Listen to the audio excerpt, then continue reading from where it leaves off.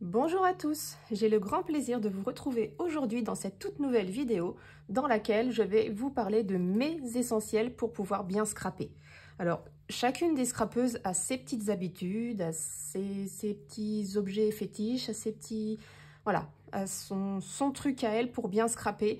Moi, je vais vous présenter les miens puisque du coup, je vais un peu entrer dans tout ce que j'utilise moi pour scraper. Vous savez que moi je fais beaucoup d'albums et quelques cartes, donc tout ce qui est page, tout ça je ne fais pas, donc je vais vous présenter vraiment mon matériel chouchou à moi. On va commencer bien évidemment par, ça c'est celui-ci dont je ne pourrais pas me passer, vraiment, c'est la base, pour moi c'est la base. Je ne scrape jamais sans mon massicot, c'est bien simple, jamais, jamais, jamais sans mon massicot. Alors, il peut être de n'importe quelle marque, de n'importe quelle couleur, de n'importe quelle taille, du moment que j'ai un massicot. Voilà, peu importe. Celui-ci est très très bien, je ne m'en séparerai pas pour tout l'or du monde. Je l'ai en rose et en vert, il vient de la boutique Brico & Scrap, donc c'est le Vassen Creative. Avec la petite réglette qui s'ouvre et qui se ferme, bien évidemment. Il est très pratique, les lames se changent et s'enlèvent et se remettent très très facilement, hein. On a juste à paf, on glisse, on trouve le petit trou qui le sort et vous pouvez sortir vos lames et les interchanger quand elles sont usées et abîmées. Donc ça, aucun problème là-dessus.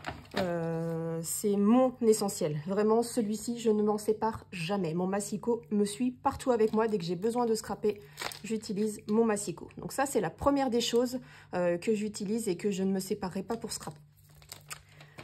La seconde, c'est tout ce qui est outils. Donc on va parler cutter, on va parler ciseaux, plioir, règles. C'est vraiment les outils de base qu'il vous faut pour scraper. De toute façon, pour tout, il vous faudra au minimum un cutter et une paire de ciseaux. Le plioir, après, ça reste carrément plus pratique pour bien plier droit vos projets, tout ça. Le cutter, essentiel, puisque quand on veut couper une cartonnette ou un petit truc sans avoir... pour couper, être sûr de couper bien droit, je prends mon cutter. De toute façon, pour mes cartonnettes, moi, j'utilise celui-ci. Parce que j'ai essayé plusieurs massicots, mais... Je sais pas, peut-être que mes cartonnettes sont trop épais, je prends du 2 mm, donc quand je coupe d'un côté et que je tourne pour découper de l'autre, ça a un petit décalage, c'est pas coupé au même endroit, donc bref, le massicot pour les cartonnettes, j'utilise pas. J'ai pas encore trouvé d'outils qui me permettent de couper plus facilement une cartonnette de 2 mm, donc je prends la bonne vieille méthode, une règle avec un côté, surtout, prenez bien une règle avec un côté métallique, pour que vous ne cassiez pas, vous ne coupiez pas votre règle avec votre cutter, et d'où l'utilité d'avoir une règle. Et voilà, je coupe tous mes gros projets, toutes mes cartonnettes et le double face qui est très épais, je le coupe avec ce cutter. Alors peu importe hein, la marque, la taille, voilà, moi celui-ci, c'est un Fiskars que j'avais acheté également sur la boutique de Brico & Scrap. Voilà, c'est ce que j'utilise pour couper de toute façon toutes mes cartonnettes. Les ciseaux, c'est pareil, hein, très important. Quand vous avez une découpe à faire au niveau papier, tout ça, pour voilà, des toutes petites découpes, comment on appelle ça oh, je vais pas retrouver le mot. Pour, vous savez, couper les bords, là. Oh, mais non, mais j'ai un trou de mémoire. Biseauter, voilà. Pour biseauter, rien de tel qu'une bonne paire de ciseaux. Alors celle-là, je la trouve vraiment très très pratique. Elle est très facile à prendre en main. Je ne sais pas s'ils la vendent encore, cette paire de ciseaux. En tout cas, moi, j'en suis ravie. Vous voyez, elle tient fermée. On met le petit bouchon, c'est bien protégé. Paf, on n'a pas de souci. Et il coupe vraiment très très très très très très très très bien. Et moi, j'ai du mal. Alors là, je vous montre des petits ciseaux parce que j'ai que ça sous la main. Mais ça me fait toujours mal aux doigts. Voilà. Les ronds des ciseaux me font très mal aux doigts et à l'intérieur du poignet, j'ai beaucoup de soucis à ce niveau-là et à mes épicondylite également. Donc, depuis que j'ai cette paire de ciseaux, honnêtement, les douleurs n'existent plus. Vraiment, c'est une très bonne prise en main. Il n'y a pas besoin de forcer. Il est vraiment, vous voyez, il est très souple Et franchement, j'en suis ravie. Je ne changerai pour rien au monde non plus. Hein. C'est vraiment mon chouchou, celui-ci aussi. Plioir. Bon, ben, plioir, je pense que toute bonne scrapeuse a un plioir. Vous savez que c'est un essentiel aussi pour bien plier correctement ses projets, pour que ça rentre parfaitement quand vous faites, je sais pas moi, des cascades ou des trucs comme ça, pour que ce soit bien aligné, bien droit. Un bon plioir, enfin un plioir pour bien plier correctement, pour moi c'est essentiel aussi. Pas besoin de faire tout un roman là-dessus. Pareil, c'est un bassin créatif que j'avais acheté sur la boutique de Brico et Scrap, me semble-t-il. De toute façon, c'est ou Brico et Scrap ou Craftelier. Voilà, j'ai fait pas mal d'achats aussi sur Craftelier au niveau outillage. Mais voilà, un plioir, peu importe l'épaisseur, peu importe la matière, du moment que vous ayez quelque chose pour vous aider à bien plier correctement vos feuilles, pour moi, c'est un essentiel à avoir quand on veut scraper. Règles, voilà, je vous en ai sorti 3, j'en ai d'autres. Donc celle-ci est très bien parce qu'en fait, le 0 part vraiment du bout de la règle. Donc quand on a quelque chose à mesurer à l'intérieur d'une boîte ou pour mesurer l'épaisseur du papier, enfin la hauteur du papier dans l'épaisseur du projet, celle-ci est très pratique. Bon, ben, je ne coupe pas avec mon cutter avec celle-ci parce qu'elle est vraiment trop fine et du coup j'ai peur de me couper les doigts. Vous voyez, quand on pose les doigts dessus, ben, elle bouge un peu et celle-ci est beaucoup mieux au niveau pour découper les gros projets parce que celle-là, on n'a pas assez de force pour appuyer dessus. En tout cas, moi, je n'ai pas assez de force pour appuyer dessus. Avec mes soucis d'épicondylite, j'évite de trop appuyer sur ces petits outils-là quand j'ai un objet qui m'aide vraiment. Donc, j'ai celle-ci qui est très pratique parce que le 0 part du bout de la règle. J'ai celle-ci. Alors, celle-ci, je m'en sers uniquement, comme je vous disais, sur le côté métallique. Vous voyez, on appuie au milieu de la règle, on a un poussoir. Alors, je ne sais pas si vous allez le voir. Voilà, quand j'appuie dessus, ça pousse la petite partie en caoutchouc ici. Et ce qui fait que ça s'appuie sur votre projet et du coup, ben, ça ne bouge plus. Vous voyez, là, j'appuie et ça ne bouge pas. Pas besoin d'appuyer très très fort. Hein. Et en plus de ça, ben, le côté métallique est vraiment très pratique. Alors, je n'utilise pas du tout pour les mesures parce que bon, pour les mesures, j'ai celle-ci ou j'ai l'autre. Mais j'utilise uniquement pour couper celle-ci. Voilà. C'est vraiment uniquement pour couper. Celle-ci, je l'aime beaucoup aussi. Alors, me demandez pas pourquoi. Elle n'a rien de particulier. C'est une Shutters. Voilà, Ruler Shutters. Il y a le flash code dessus, si vous voulez aller regarder. Celle-ci est très bien, puisqu'elle a des petits trucs interchangeables dessous pour pouvoir faire différents styles de traits.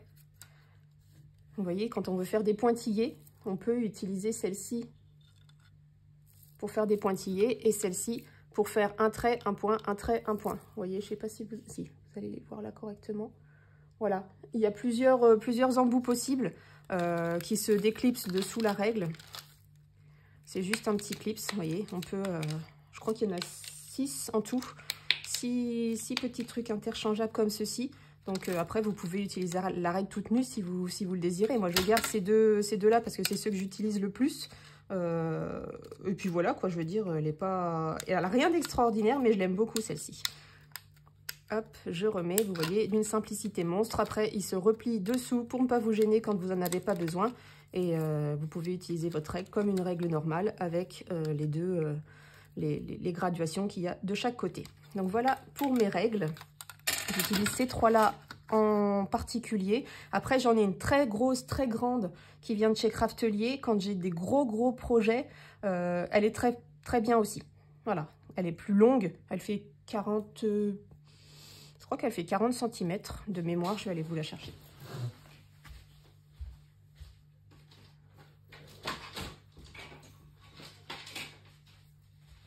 Elle fait... Alors, attendez... Le 0 est ici. Elle fait 46 cm, vous voyez. Elle est vraiment très très grande et très lourde. Et donc, elle a aussi un antidérapant en dessous. Donc, quand on a des gros projets, bah, pareil, on appuie dessus et elle a un côté métallique et un côté plastique. Donc, assez pratique aussi quand on a des gros projets à couper, à découper. Donc, ça, c'est une Wear Memory Keepers. Ensuite, au niveau colle, moi, j'utilise uniquement la Hard Glitter. voilà, qu'on trouve chez Hélène et dans la boutique de Brico et Scrap. Pour moi, c'est la meilleure colle, pour moi.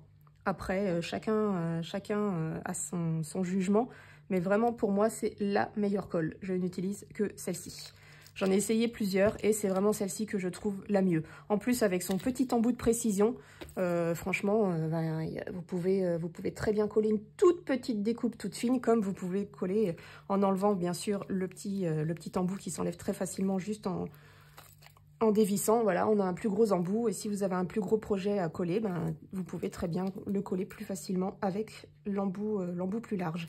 Donc vraiment, cette colle, c'est ma chouchou aussi. Je ne m'en séparerai pas non plus. C'est vraiment la colle dans tout ce qu'elle peut. Elle colle tout, voilà. Elle colle tout, elle est à base d'eau, elle est non toxique, il n'y a pas d'acide. Elle sèche clair, ça aussi c'est très important quand on dépasse un petit peu et que du coup on n'a pas enlevé les traces de colle, on ne voit pas dessous, donc c'est très pratique, vraiment moi je la trouve extra. Ensuite, toujours au niveau colle, on va parler des doubles faces. Alors là j'ai pris 3 tailles différentes, j'en ai une autre plus petite et une autre beaucoup plus grande pour les bases quand je colle mes cartonnettes d'album. Elle fait 5 cm, 5 ou 6 cm, donc pareil, ça c'est du très bon double face, c'est le masking tape de chez la boutique de Brico et Scrap. C'est pour moi aussi le meilleur double face. Pour l'instant, ça va faire 2 ans et demi que je scrape, ça va faire 2 ans et demi que je l'utilise, je n'ai jamais eu de souci de décollement dans mes albums avec ce double face. J'ai déjà essayé celui d'Action. Autant vous dire qu'il faut oublier complètement le double face d'Action. Vraiment, si vous avez un truc à éviter, surtout, c'est le double face d'Action. Vous pouvez être sûr que d'ici 5-6 mois, votre double face est complètement sec et complètement jauni. Il décolle de partout. J'ai 1 ou 2 albums qui sont là-bas et qui sont en train de tout se décoller. C'était mes tout premiers albums basique, on va dire, que j'ai fait en scrap. D'ailleurs, j'avais même pas pris de photos, pas pris de vidéos. C'était vraiment mes premiers essais.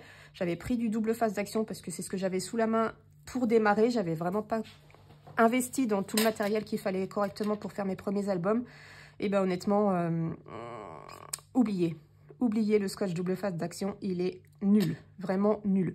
Il va bien coller dès le départ. Mais alors après, c'est une catastrophe. Dans le temps, c'est une catastrophe. Donc, si vous ne voulez pas avoir à retoucher vos albums, prenez vraiment du bon double face. C'est vraiment la base pour pouvoir avoir des objets qui durent dans le temps. Voilà, c'est tout ce que je peux vous conseiller. Parce qu'honnêtement, c'est ce qui va faire la longévité de vos projets. Et si vous n'utilisez pas du bon double face, tout va se décoller et vous pourrez tout le refaire de A à Z parce que ça ne tiendra pas. Donc, n'hésitez pas à investir dans du bon double face plutôt que d'aller utiliser les trucs pas chers qui ne collent pas bien du tout dans le temps. Voilà, c'est mon conseil à moi.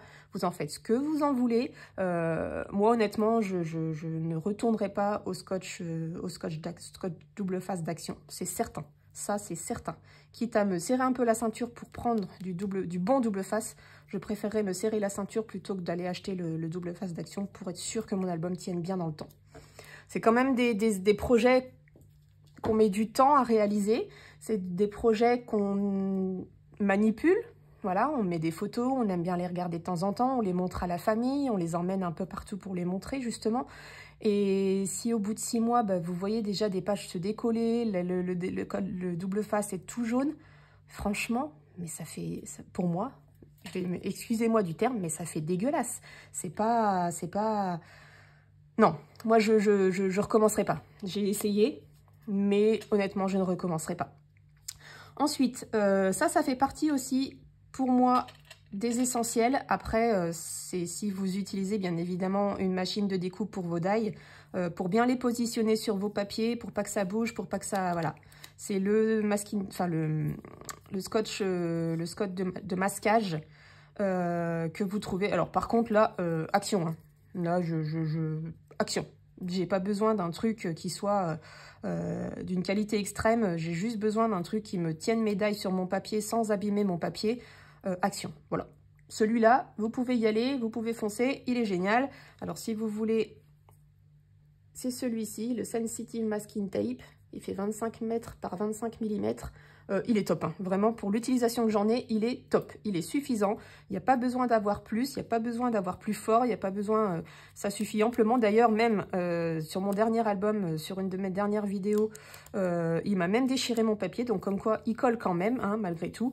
Donc, vraiment, celui-ci à utiliser sans modération, parce que je vous dis, c'est vraiment du truc pas cher et ça suffit amplement pour l'utilisation qu'on en a. On va arriver donc maintenant aux machines de découpe. Alors, je pousse tout ça et je vais vous sortir la bête. Alors, elle est juste devant moi, mais elle est très lourde. Alors, moi, j'ai celle-ci. J'ai la Big Shot Plus. Voilà, c'est la Plus. Elle fait, c'est une A4. J'ai également, bon, je vais pas aller vous la chercher puisqu'elle est un petit peu loin et elle est bien positionnée et j'ai pas envie Après, je vous ferai peut-être une vidéo dessus, hein, je sais pas encore. Mais j'ai aussi la Big Shot Switch Plus. Non, Big Shot Switch Plus. Si, je crois que c'est une Switch Plus. Bref, la machine de 6X électrique. Pour moi, qui utilise beaucoup ce genre de machine, il me fallait une grande machine pour que je puisse mettre plusieurs dies en même temps, plusieurs dies en même temps, pour que je puisse faire plusieurs découpes, pour que je puisse utiliser des grands dies. J'ai voulu investir dans une machine A4, voilà. Peu importe la marque, peu importe, je voulais vraiment une machine A4. Alors, j'ai essayé la Gemini. Comment vous dire? Ben, en fait, je suis dégoûtée parce qu'elle coûte un bras. Les plaques en plexi coûtent un bras et 2 reins. Et honnêtement, elle n'a pas une capacité énorme. Je ne peux pas mettre tout ce qui est mold de la marque Herfelt. Je ne peux pas les mettre dedans. Donc honnêtement, c'est un achat que je regrette vraiment. La Gemini, je la regrette énormément. Donc j'ai voulu... Au départ, j'avais une Big Shot... je crois que c'était la A5. Ensuite, je suis passée à la A5 électrique. Alors, très bien, pas de souci, mais il fallait rester appuyé sur le bouton. Donc ça m'a un peu gênée. Non, j'ai pas eu la A5 électrique, j'ai eu la A4 électrique. Donc, il fallait rester appuyé sur le bouton. C'est pas pratique. Honnêtement, c'est pas du tout pratique. Donc, je suis passée ensuite à la manuelle A4 pour ensuite acheter la Big Shot Switch. La Switch est très bien. Mais les plaques, alors ça, c'est ce qui revient le plus. On en parlait encore hier. C'est ce qui me pose le plus de problèmes, c'est que les plaques s'usent très vite. Elle a une telle pression que du coup, ben, les plaques se gondolent, mais à une vitesse hallucinante. Donc c'est pour ça que je suis revenue à la bonne vieille machine manuelle. Vous voyez, hein, celle-ci, elle est marquée. Hein, je l'ai utilisée beaucoup. Mais comme vous pouvez le voir, je ne sais pas si vous allez voir parce que... Voilà, elle est plate, elle n'est pas abîmée, elle n'est pas... Et ce qui me pose problème avec la Switch Plus, du coup, c'est que, voilà, vous voyez, là, ici, c'est marqué. Mais quand je la tourne, ben, en fait, ça ne marque pas mon papier. Parce qu'elle n'a pas une très forte pression qui fait que la Switch marque énormément le papier. Et ça me pose un énorme problème. Même si je mets un papier dessous, ça reste quand même très fort. Et du coup, ben, j'ai du mal... à ne pas marquer mon papier avec la Switch Plus. Donc, bah, du coup, je n'utilise plus que celle-ci. Et ça me convient très bien. Bon, bah, ça m'embête hein, de devoir tourner la manivelle. Maniveler, ouais, bah, c'est un nouveau verbe que j'ai encore inventé. Tourner la manivelle, je vous l'accorde, c'est pas... Quand on a des gros... Beaucoup de découpes à faire, je vous avoue que c'est un peu galère. Mais honnêtement, ça reste pour moi le meilleur achat. Par rapport à toutes les autres, puisqu'elle est grande, elle est pratique, elle s'abîme pas. Et voilà. Je ne regrette pas la Switch, hein. C'est pas ce que je veux dire, pas du tout, parce qu'elle est vraiment géniale, elle est incroyable, vous n'avez pas besoin d'appuyer sur le bouton, elle s'enclenche toute seule, et elle est géniale, vraiment, elle s'arrête quand la plaque est terminée, mais elle gondole beaucoup trop vite, et du coup, je passe des plaques et des plaques et des plaques. Alors, c'est pas excessivement cher en soi, mais 30 € pour 2 plaques, qui font pas très longtemps, bah, du coup ça reste un énorme budget et moi j'ai pas clairement envie de passer un budget fou dans des plaques en plexiglas. Voilà, ça reste mon avis personnel. Après je m'en sers, hein, mais beaucoup moins du coup que celle-ci qui est beaucoup plus rapide et beaucoup plus efficace, enfin beaucoup plus économique que la Switch. Mais ça reste un très bon achat, hein, vraiment. Puis en plus, de toute façon, elle coûte cher en plus, hein, donc c'est un gros investissement de départ et d'entretien. Voilà. Mais c'est une très bonne machine de découpe. Alors peut-être après, je vais investir dans une plaque, vous savez, les plaques chromées, ce qui fait que j'utiliserai que celle du dessus. Mais même en utilisant celle du dessus, du coup, ça marque mon papier. Et même en mettant un autre papier par-dessus, ça passe quand même à travers. Vu la pression énorme qu'elle a, c'est ça mon problème avec elle. C'est qu'elle a énormément de pression et du coup, ça marque mes papiers quand les plaques sont marquées. Voilà. Et comme on ne peut pas ne pas marquer les plaques, ben, je ne sais pas trop comment gérer ce truc. Voilà. Puis, j'ai pas envie d'utiliser les techniques. Alors, j'ai déjà essayé les techniques d'utiliser les tapis, vous savez, les tapis de découpe de chez Action. J'ai calibré par rapport... Mais à un moment, il y en a un qui est passé de travers et du coup, ça a fait... Alors, ma machine n'est pas cassée, elle fonctionne très bien, hein, mais ça a fait ouvrir un peu le capot du dessus. Et franchement, j'ai plus jamais recommencé parce que j'ai vu le prix qu'elle coûte. J'ai pas envie de la casser davantage. Donc, pour moi, les petites astuces comme ça, c'est à ne pas faire avec cette machine-là. Elle coûte beaucoup trop cher pour faire ce genre de bêtises. Alors après, pour celle-ci, ça marche peut-être très bien. Hein, mais moi, voilà, mes plaques, elles durent très longtemps. Et puis, elles s'abîment pas plus que ça. Vous voyez, celle-là... On voit qu'il y a eu du passage, on voit qu'il y a eu un peu de traces de dyes, mais elles ne marquent pas. Donc honnêtement, je ne vais pas aller les changer tous les 4 matins si elles ne marquent pas mon papier et qu'elles découpent très bien. Voilà, et donc bah, du coup, on va passer aux petits outils pour moi essentiels. Mais moi, vu que je fais beaucoup d'albums et beaucoup de cartes, j'utilise énormément les aimants dans tous mes projets. Donc pour moi, ça reste un essentiel. Si je ne mets pas d'aimants, je ne peux pas travailler correctement, je ne peux pas faire ce que j'ai envie. Donc, bah, les aimants. Alors ceux-ci, ce sont les N42 que vous trouvez sur la boutique de Brico et Scrap. Ils font de mémoire 1 cm. Ils font 1,2 je crois. 12 mm, voilà, c'est ça. Ils font 12 mm. Sur 1 mm d'épaisseur, ils sont juste extraordinaires. Ils collent, mais incroyablement fort. D'ailleurs, j'ai même du mal souvent à les décoller, vous voyez.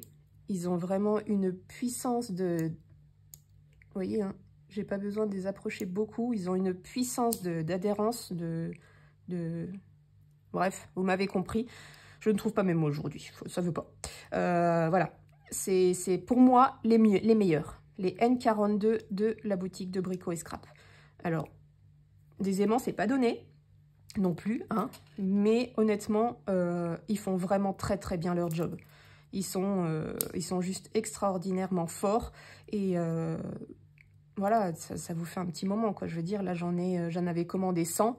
J'en ai utilisé quelques-uns hier pour un prochain projet. Voilà, ils les vendent par 20, je crois. Ça doit être 5 ou 6 euros, entre 4 et 6 euros le lot de 20. Ben, je trouve pas ça excessif, quoi.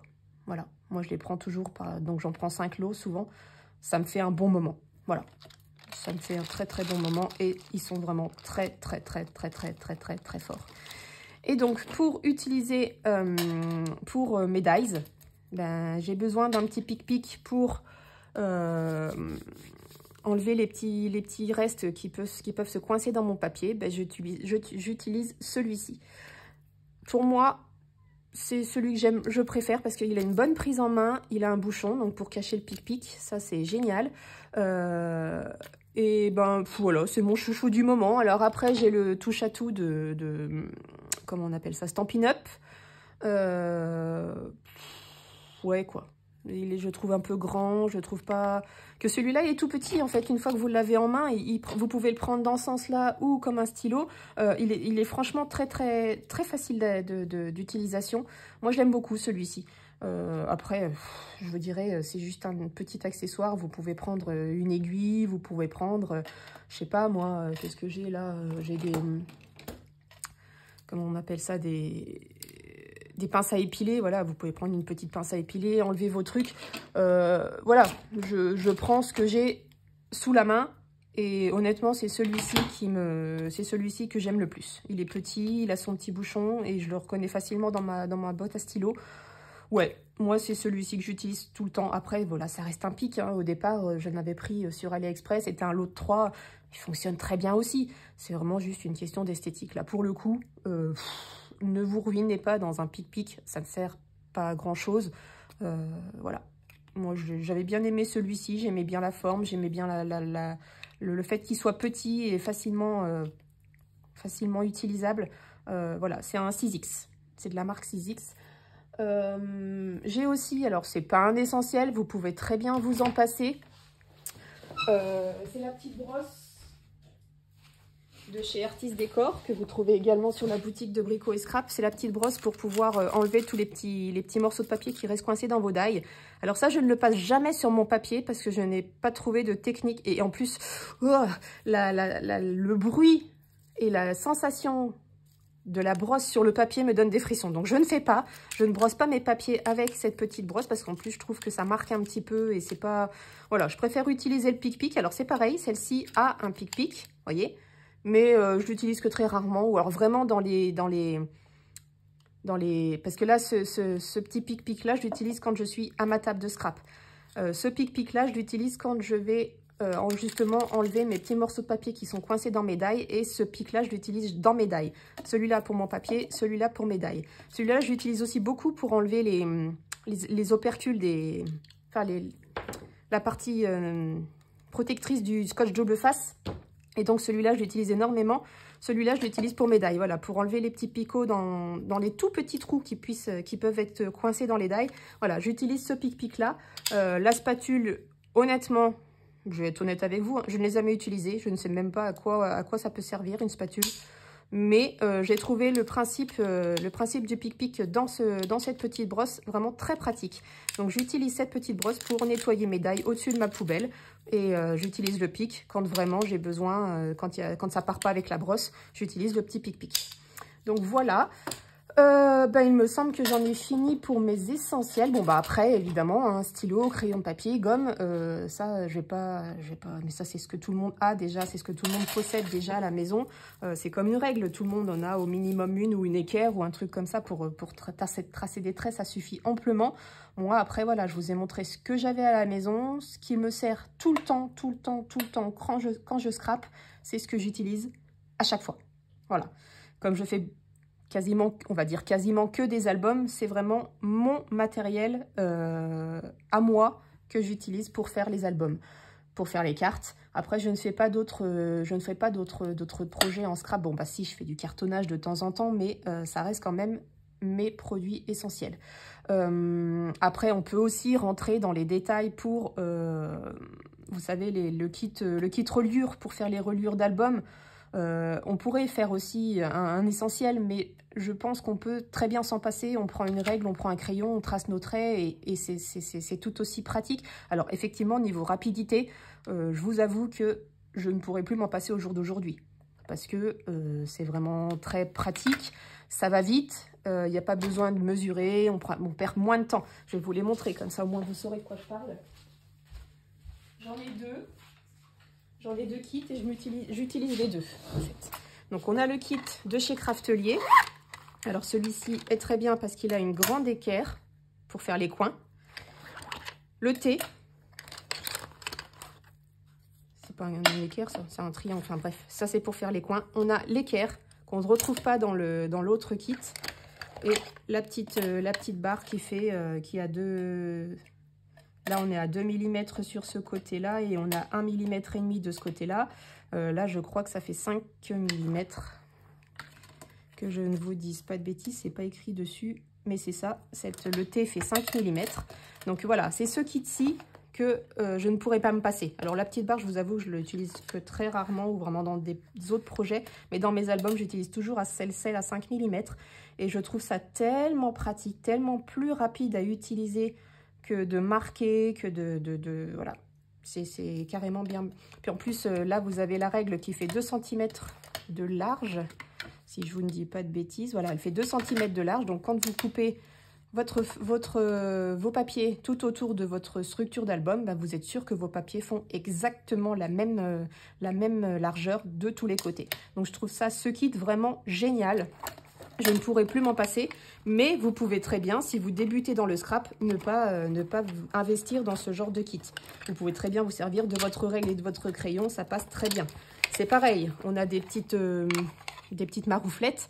Celles-ci, je les utilise tout le temps dans mes structures d'album, mais ce n'est pas un essentiel. Pour moi, c'est vraiment du plus. Alors celle-ci, je l'utilise uniquement pour appuyer sur mes coins, pour pouvoir bien les mettre droits et bien positionnés. Et celle-ci, je l'utilise pour travailler mon papier, pour le plier, le pré-plier, pour pouvoir le remettre, le recouvrir sur ma structure. Donc, vous voyez, ces deux règles-là, enfin, ces deux petites marouflettes-là, je les utilise tout le temps aussi. Mais ce n'est pas un essentiel. Vous pouvez très bien faire tout à la main, ou avec une règle, ou avec un petit plioir, ça suffit amplement.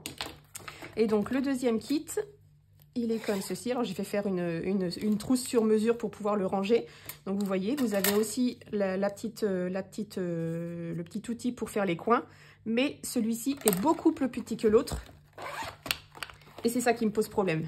Vous voyez la différence de taille. Souvent, j'ai des coins qui sont beaucoup plus grands et je trouve celle-ci beaucoup plus pratique. Il est très bien, hein, mais je m'en sers pas. Je préfère utiliser celui-ci, donc celui de Craftelier. Par contre, au niveau règles, et thé, il y a beaucoup plus de... Voilà, donc là, on a un 5 mm, on a un deuxième en 5 mm, on a un 6 mm et demi, on a un 7 mm et demi et on a un 8 mm et demi. Donc, c'est vraiment très pratique et en plus, ils sont très longs comparé à celui de Craftelier. Donc, ça, c'est vraiment mieux aussi. Vous voyez la différence de longueur. Donc, pour moi, enfin, il n'y a pas photo, j'utilise le thé de ce kit-là et j'utilise l'outil pour les coins ici. Donc, ce n'est pas des essentiels, c'est ce que je vous dis, hein, c'est ce que je vous explique. D'ailleurs, je vous montrerai peut-être dans une prochaine vidéo comment on peut ne pas se servir de ces kits-là pour créer les albums, parce que moi, c'est vrai que depuis le départ, je vous propose des albums avec ce genre de kit. Après, je peux très bien vous faire une autre vidéo pour vous montrer comment faire des albums sans avoir à utiliser des kits précis, à faire tout à la main et vous montrer un peu comment on fait. Vous voyez, ça, c'est une trousse qui m'a été faite par ma meilleure amie pour pouvoir ranger mon kit. Donc voilà, j'en ai fini avec mes essentiels.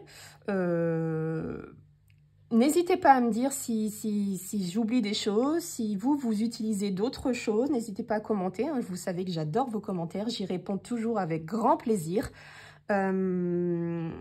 N'hésitez pas à me dire tout ce qui vous passe par la tête, si vous avez d'autres choses qui vous servent que moi je n'ai pas, ou si je me sers de choses que vous n'avez pas, n'hésitez pas. J'y répondrai avec grand plaisir et je lirai avec toute l'attention dont vous méritez. Je sais pas si c'est clair, si c'est français, enfin bref. Je les lis avec une très grande attention et j'adore les lire et j'adore y répondre. Donc n'hésitez pas à me laisser des petits commentaires. Et puis on se retrouve la semaine prochaine pour le début de notre projet d'album. Voilà, je pense que j'ai fait le tour. Je suis en train de regarder, d'essayer de voir si j'oublie rien. Non, j'oublie rien. Voilà, donc la petite vidéo est terminée, j'espère qu'elle vous aura plu. On se retrouve la semaine prochaine donc pour le début de notre prochain album avec la collection de papier Linen Story de Lemoncraft, la collection Lemoncraft. Et puis voilà, on se retrouve très vite et je vous fais plein de gros bisous. Je vous souhaite une très bonne fin de semaine et à la semaine prochaine pour un nouveau tuto et des nouvelles vidéos.